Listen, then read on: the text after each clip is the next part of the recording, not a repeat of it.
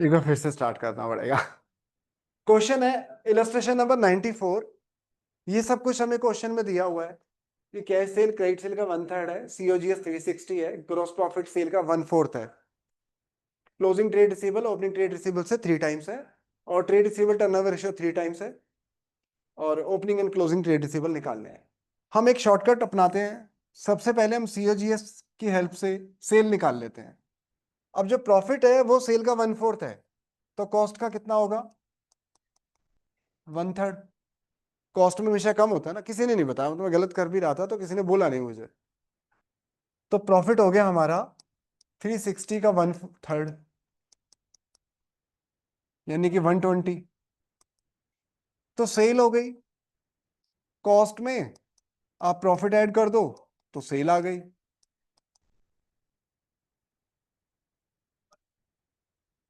480। अभिषेक verify कर लो कि जो प्रॉफिट है वो सेल का 1/4 है कि नहीं है, 25% है कि नहीं है ना? तो उसके लिए सही है। अब अगला हमसे उसने कहा है कि जो कैश सेल है वो क्रेडिट सेल का 1/3 है। तो अगर मैं क्रेडिट सेल कैश सेल को अगर मैं एक्स ले लूं तो क्रेडिट सेल कितने की होगी? 3x। मतलब कैश सेल क्रेडिट सेल का 1/3 है ना, तो क्रेडिट सेल कैश सेल की 3 गुना ज्यादा हो गई। नहीं, 3x होगा। क्रेडिट से अच्छा एक बताओ, कैश सेल क्रेडिट सेल का 1/3 है, बन रहा है कि नहीं बन रहा? अगर क्रेडिट सेल 3x है तो कैश सेल x ही तो होगी 1/3। सही तो है। तो cash sale plus credit sale is equal to total sale. तो x की वैल्यू आ गई डिवाइडेड बाय 3/4, 1,20,000। तो टोटल सेल में से अगर मैं कैश सेल माइनस कर दूं तो क्रेडिट सेल आ गई। भाई 480 थी मेरी टोटल सेल, एक्स की वैल्यू आई 120 कि एक्स क्या था हमारा? Cash cell. बाद में नोट कर लेना, उसकी पिक्चर क्लिक कर लेना, टाइम लग जाएगा वरना। तो क्रेडिट सेल आ गई 360। अब चलो क्रेडिट सेल आ गई, अब मैं क्या करता हूँ, ट्रेड रिसीवेबल टर्नओवर रेशियो में इसको पुट कर देता हूँ।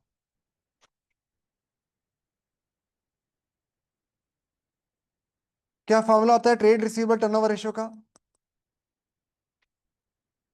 Divided by average trade receivable. तो ट्रेड रिसीवेबल टर्नओवर रेशियो कितना दिया हुआ है? 3 टाइम्स। क्रेडिट सेल कितनी है? 360। एवरेज ट्रेड रिसीवेबल कितना हो जाएगा? 120। अब एवरेज ट्रेड रिसीवेबल हमने निकाल लिया। अब हमें क्वेश्चन में बोला है क्लोजिंग ट्रेड रिसीवेबल जो है वो ओपनिंग ट्रेड रिसीवेबल का 3 गुना है।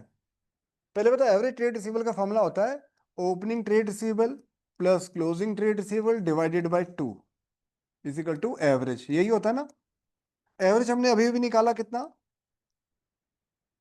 अगर मैं ओपनिंग ट्रेड रिसीवेबल को एक्स मान लेता हूं तो क्लोजिंग ट्रेड रिसीवेबल कितना होगा?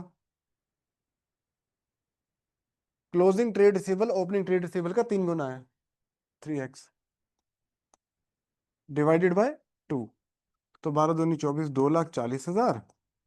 3x और एक 4x, 4 नीचे आके डिवाइड हो जाएगा। तो x की वैल्यू आ गई 60,000। यानी कि ओपनिंग ट्रेड रिसीवेबल जो आ गया हमारा 60,000 आ गया। तो क्लोजिंग ट्रेड रिसीवेबल कितना होगा? 1,20,000। एक बार इसको नोट कर लो अगर आपको, या पिक्चर क्लिक कर लो।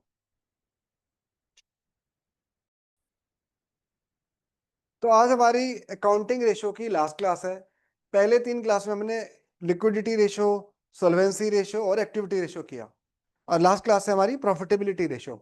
नाम से ही पता चल रहा है, हाँ, इसमें हम बिजनेस की प्रॉफिटेबिलिटी को चेक करने वाले हैं कि बिजनेस के जो प्रॉफिट हैं वो लास्ट ईयर के कंपैरिजन। भाई कंपैरिजन तभी होगा ना जब हमको पता होगा हमारी प्रॉफिटेबिलिटी क्या है, लास्ट ईयर कितनी परसेंटेज प्रॉफिट कमाया था, इस साल कितना, या इंडस्ट्री में जो इसी सेम इंडस्ट्री में जो दूसरे बिजनेस है उनकी प्रॉफिटेबिलिटी परसेंटेज कितनी चल रही है, हमारी कैसी चल रही है।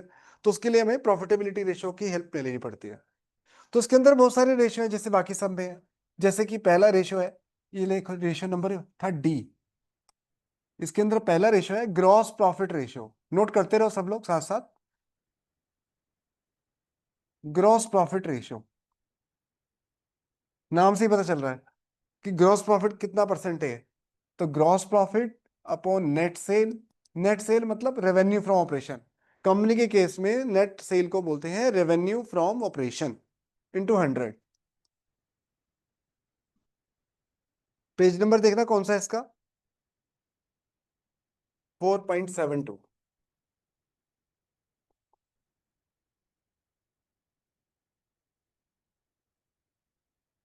तो ये हो गया हमारा ग्रॉस प्रॉफिट रेशियो, लिख लिया। नेक्स्ट क्या है, net profit ratio. Net profit ratio है ना पहले, अच्छा पहले ऑपरेटिंग रेशियो है। ऑपरेटिंग रेशियो ये है थोड़ा सा चैलेंजिंग। ऑपरेटिंग रेशियो, इसका फॉर्मूला है operating cost, operating cost divided by net cell into 100। Operating cost divided by net cell into 100। अब इसमें नई बात आई, ऑपरेटिंग कॉस्ट, तो ऑपरेटिंग कॉस्ट का फॉर्मूला है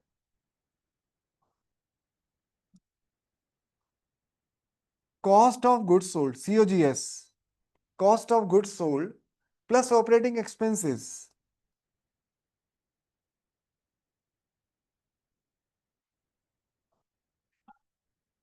cost of goods sold plus operating expenses.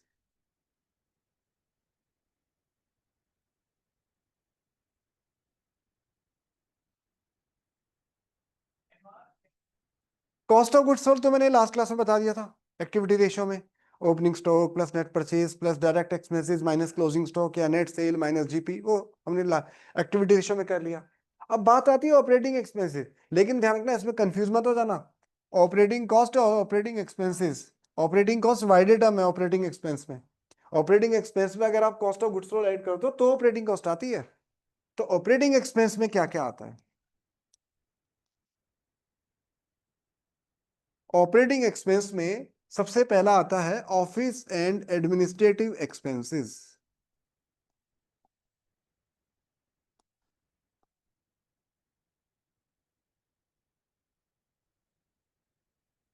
Office and administrative expenses, selling and distribution expenses, selling and distribution expenses,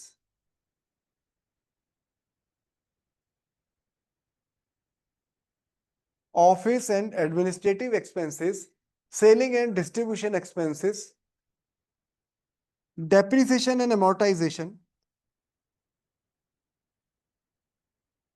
depreciation and amortization आपने पढ़ा ही है फर्स्ट चैप्टर में। टेंजिबल एसेट्स को जब depreciate करते हैं तो उसके लिए डेप्रिसिएशन टर्म यूज होती है, इंटेंजिबल एसेट्स को जब डेप्रिशिएट करते हैं तो उसके लिए amortization। तो एक ही बात है डेप्रिसिएशन को मुद्दे की बात। अब इसमें तो वैसे सैकड़ों खर्चे आते हैं, ऑफिस में तो सैकड़ों खर्चे होते हैं, पर सारा हमें लिखने की जरूरत नहीं है। Salary, rent, electricity, telephone bill, सारे ही मतलब सारे खर्चे आएंगे। वैसे हमें इसके लिए ये भी देख लेना चाहिए कि नॉन ऑपरेटिंग एक्सपेंस कौन से होते हैं, क्योंकि हमें अगर क्लियर है कि ये नॉन ऑपरेटिंग है तो ये भी क्लियर है, इसके अलावा बाकी दूसरा जो है वो ऑपरेटिंग है। तो नॉन ऑपरेटिंग एक्सपेंस भी हमें क्लियर होने चाहिए कौन कौन से होते हैं, नॉन ऑपरेटिंग एक्सपेंस है। तो वो भी नोट कर लो, लिख क्यों नहीं रहे हैं। तो नॉन ऑपरेटिंग एक्सपेंस में आएगा आपका loss by fire,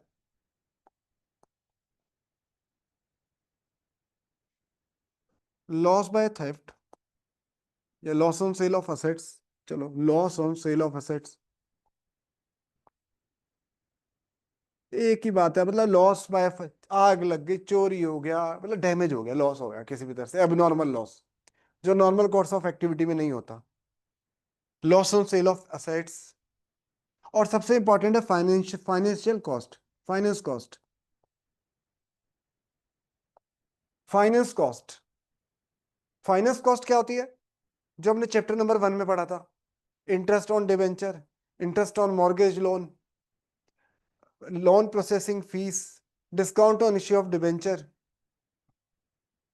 premium on redemption of debenture, money borrow करने के लिए हमने कोई भी खर्चा किया है, इंटरेस्ट दिया है, डिस्काउंट दिया है, लोन प्रोसेसिंग फीस दी है, सब फाइनेंस कॉस्ट में आता है। तो ये सब हमारे कौन से एक्सपेंस है?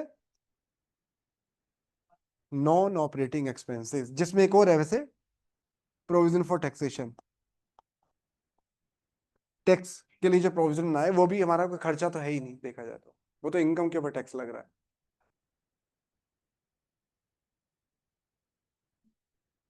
नोट कर लिया? वैसे मैं आपको एक बार समराइज करके बताऊं, जो एक्सपेंस ट्रेडिंग अकाउंट में आते हैं वो कौन से एक्सपेंस होते हैं?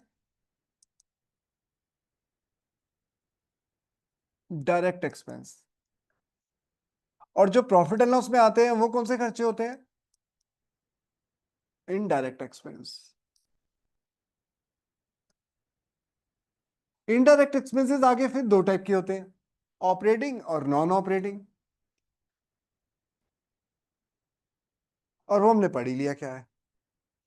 तो जो ट्रेडिंग अकाउंट में आ गए वो डायरेक्ट एक्सपेंस है, P&L में जो आ गए वो या तो ऑपरेटिंग होंगे या नॉन ऑपरेटिंग, आपको देखना पड़ेगा ऑपरेटिंग कौन सा है। तो जो ऑपरेटिंग है वो इसमें लेना है हमें, ऑपरेटिंग कॉस्ट में। चलो number 3, operating profit ratio. Operating profit ratio,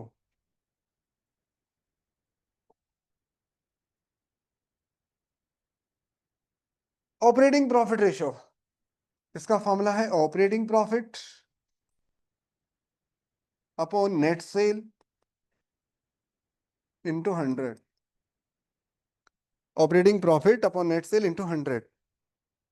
वैसे तो नाम से ही पता चल रहा है बिजनेस के ऑपरेशन से में जो प्रॉफिट हुआ है। एक बात ध्यान रखना कि ऑपरेटिंग रेशियो और ऑपरेटिंग प्रॉफिट रेशियो दोनों का टोटल हमेशा 100% आएगा। क्यों? क्योंकि ऑपरेटिंग प्रॉफिट का फॉर्मूला क्या होता है? Net sale minus operating cost. Sale में से ऑपरेटिंग कॉस्ट घटा के जो बचता है वो ऑपरेटिंग प्रॉफिट ही होता है, तो सेल पे ही परसेंटेज निकाल रहे हैं। अगर ये सेल 10 लाख की है और ऑपरेटिंग कॉस्ट 8 लाख की है तो ऑपरेटिंग प्रॉफिट 2 लाख का होगा। तो अगर 80% है तो 20% होगा। एक और बोर्ड एग्जाम में 1 नंबर का क्वेश्चन भी आया था कि रेशो ऑपरेटिंग रेशियो तो 80% है, तो बताओ ऑपरेटिंग प्रॉफिट रेशियो कितना होगा? तो 20%, क्योंकि दोनों का टोटल 100% होता है। अच्छा, एक और फॉर्मूला भी है ऑपरेटिंग प्रॉफिट निकालने का, gross profit minus operating expenses. Gross profit minus operating expenses.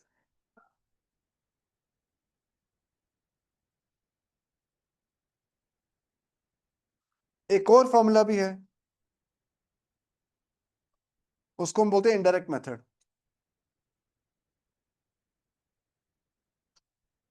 Indirect method में हम क्या करते हैं, नेट प्रॉफिट लेके चलते हैं और नेट प्रॉफिट में हम वापसी ऐड कर देते हैं नॉन ऑपरेटिंग एक्सपेंस और माइनस कर देते हैं नॉन ऑपरेटिंग इनकम।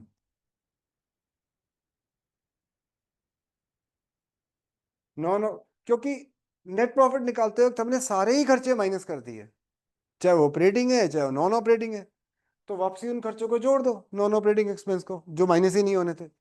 जैसे अभी हमने सीखा ना कि नेट सेल में से हमें ऑपरेटिंग कॉस्ट माइनस करनी है, या कह लो ग्रॉस प्रॉफिट में से ऑपरेटिंग एक्सपेंस माइनस करने हैं। तो नेट प्रॉफिट निकालते वक्त तो ऑपरेटिंग एक्सपेंस और नॉन ऑपरेटिंग एक्सपेंस दोनों ही माइनस हो गए होंगे, क्लास 11 में फाइनल अकाउंट में पढ़ा है आपने। तो इसलिए नॉन ऑपरेटिंग एक्सपेंस जोड़ दो और इनकम जो माइनस कर दो नॉन ऑपरेटिंग, तो बचेगा वही ऑपरेटिंग प्रॉफिट ही। नंबर 4 देखना क्या है इसमें, एक बार निकालना। एक बार पेज नंबर देखो जरा क्या है, ऑपरेटिंग रेशियो का पेज नंबर क्या है जरा बताना।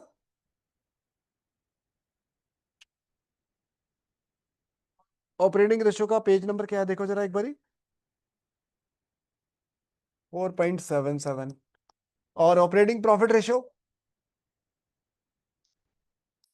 और अब नेक्स्ट देखो कौन सा है, नेट प्रॉफिट रेशियो, इसका फॉर्मूला, इसका पेज नंबर क्या है? Net profit ratio.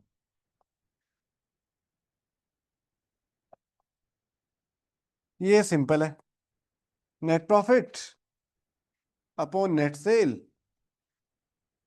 Into 100, net profit upon net cell into 100। देख लिया। नेक्स्ट कौन सा है देखो जरा।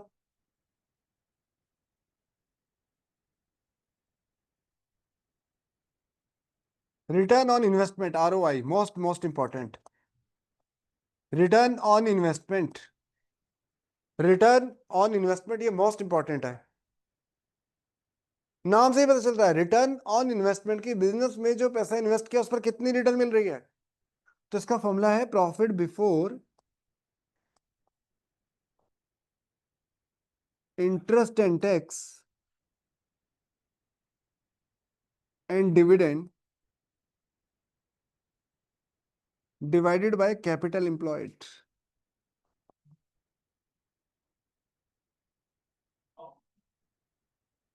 into 100।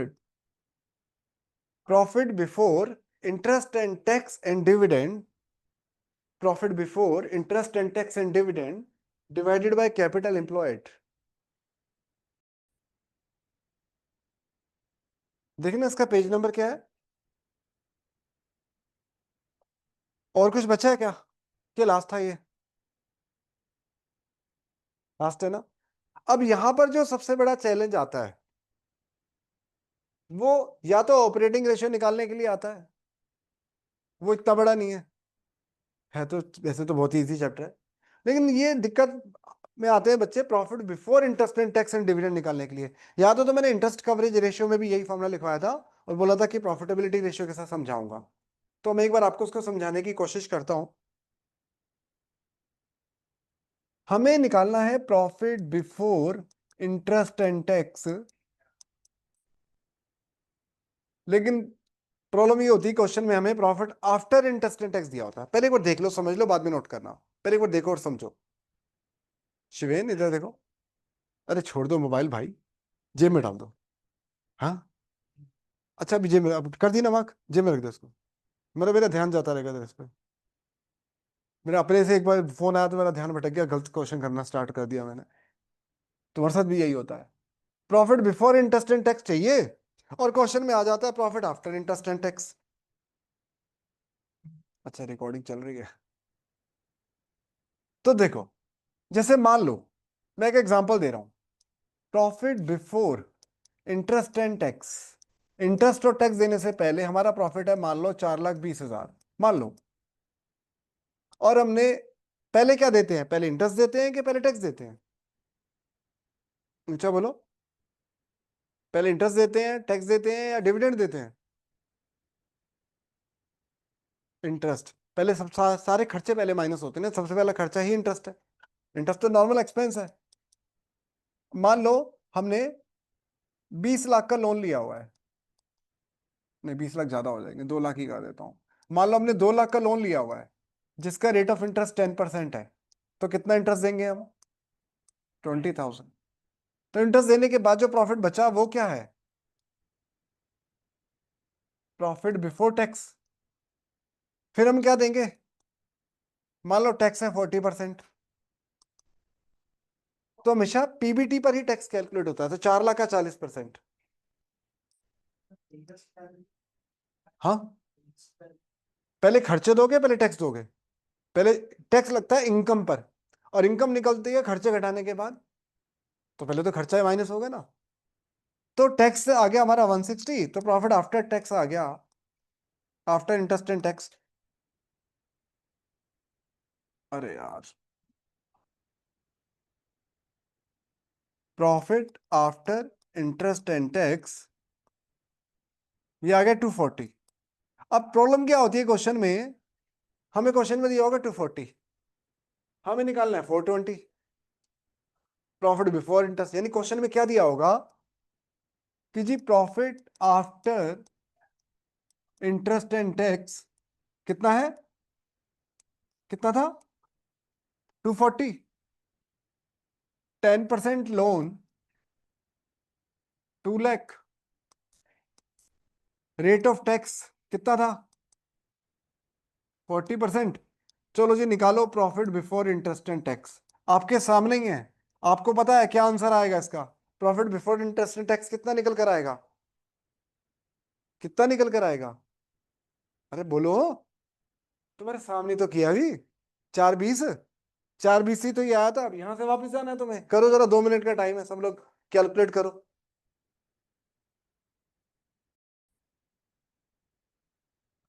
तो सबसे पहले देखो कि जो टैक्स कैलकुलेट होता है वो हमेशा प्रॉफिट बिफोर टैक्स पे होता है, और हमारे पास जो है प्रॉफिट आफ्टर टैक्स है। तो प्रॉफिट बिफोर टैक्स को मैं क्या मान सकता हूं? 100। तो टैक्स लगेगा 40। तो प्रॉफिट आफ्टर टैक्स हो गया 60। तो प्रॉफिट आफ्टर टैक्स अगर 60 है तो प्रॉफिट बिफोर टैक्स है 100। तो ऐसे ही प्रॉफिट आफ्टर टैक्स अगर 240 है तो प्रॉफिट बिफोर टैक्स कितना होगा?